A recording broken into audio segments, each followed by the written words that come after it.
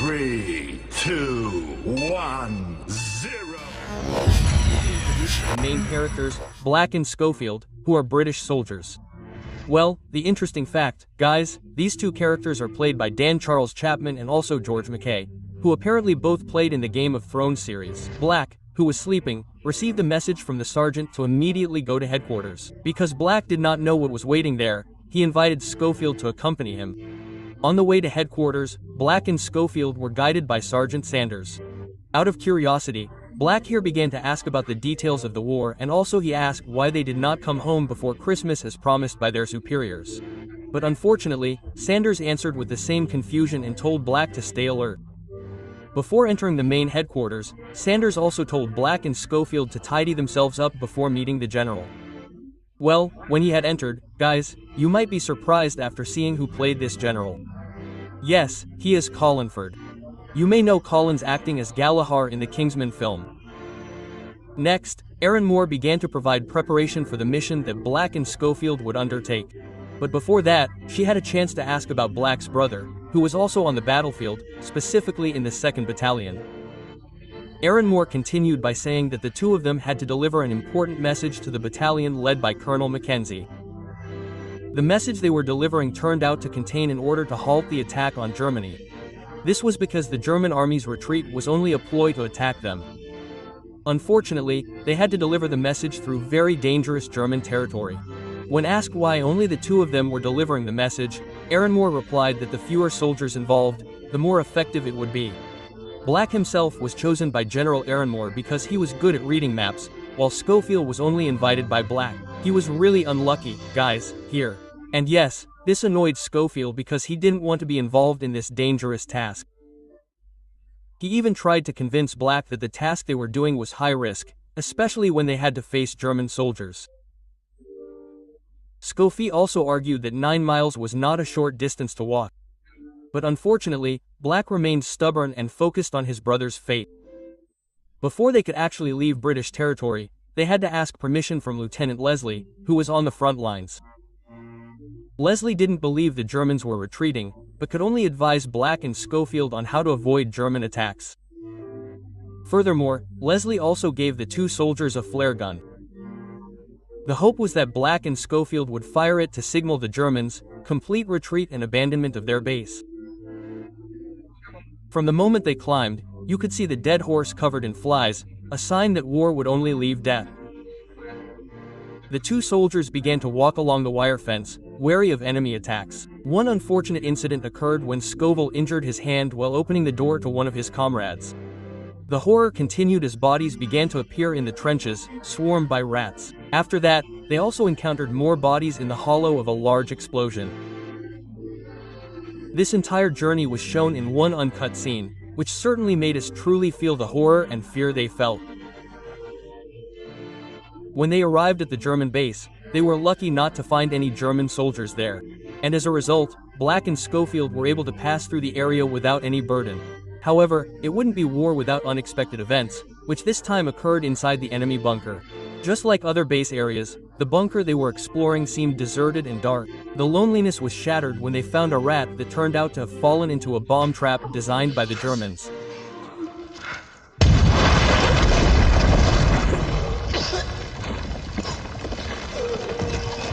Black and Scoville became victims and had to save themselves before the bunker collapsed.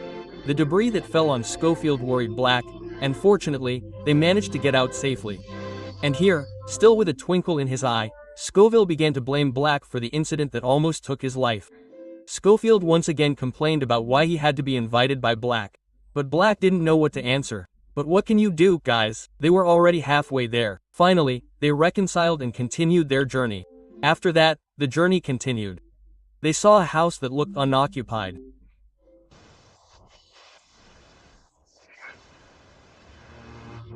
It turned out to be true, guys, that there was no one in the house. Next, Scoville actually found milk which coincidentally could be used as supplies for their trip.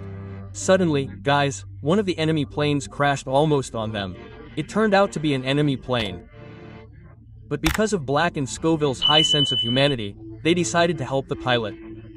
Well, as the saying goes, milk is repaid with water from the tuba. Black had to meet his death after being stabbed by an ungrateful pilot. Scoville hurriedly approached his friend and killed his enemy. But, unfortunately, guys, Black had to be seriously injured and it was no longer possible to be helped with their condition far from anywhere. Black, who was in pain, could not walk and asked Schofield to write a letter to his relatives. Schofield began to feel a deep loss when Black died. And this was the time when the infantry led by Captain Smith met Schofield. While discussing Scofie's assignment, Smith then invited Schofield to climb into their truck. And speaking of which, the winning character of Captain Smith here is Mark Strong, who you may know as Merlin in the Kingsman film. In the middle of the trip, the truck that Schofield was riding in got stuck in the mud.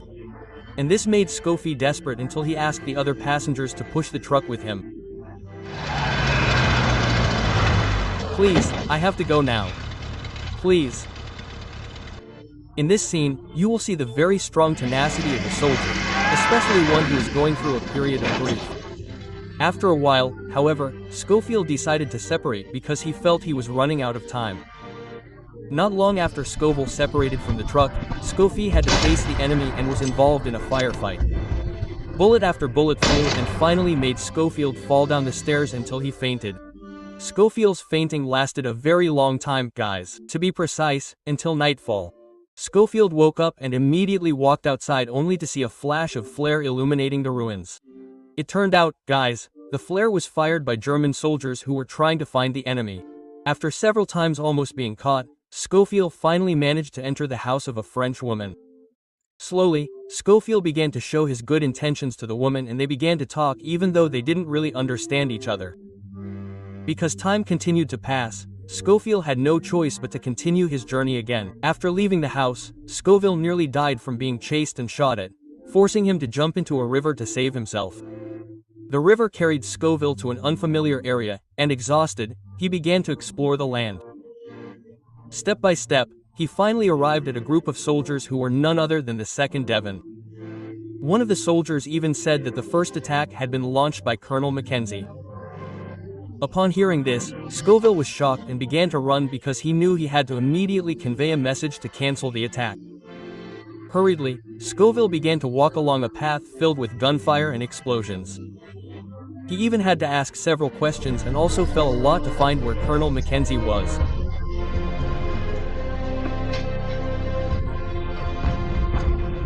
And when he arrived at Colonel Mackenzie, at first he didn't believe Scoville, but after reading the letter written by Jenner Ellenmore, he immediately ordered a halt to the attack.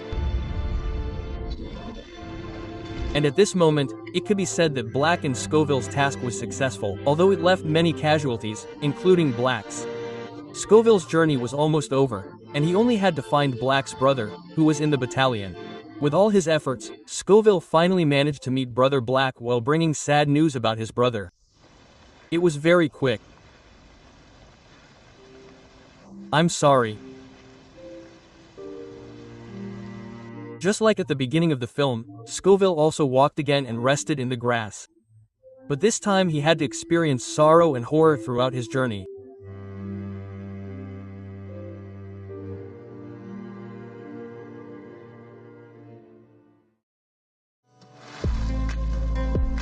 So, what do you think, guys? The story is quite epic, right? 1917 not only presents the horrors of war, but also the emotional value contained in the characters. Even so, the main strength of this film remains its cinematography. And you should know, guys, that the cinematographer for 1917 is Roger Deakins. He is the same person who handled Blade Runner in 2017. And because of his dedication, Roger also received an Oscar this year. Okay, guys, that's a brief summary of the phenomenal and also stunning film 1917. If you have other films that might be suitable and also interesting to discuss, just comment below. Thank you for watching until the end and see you again in the next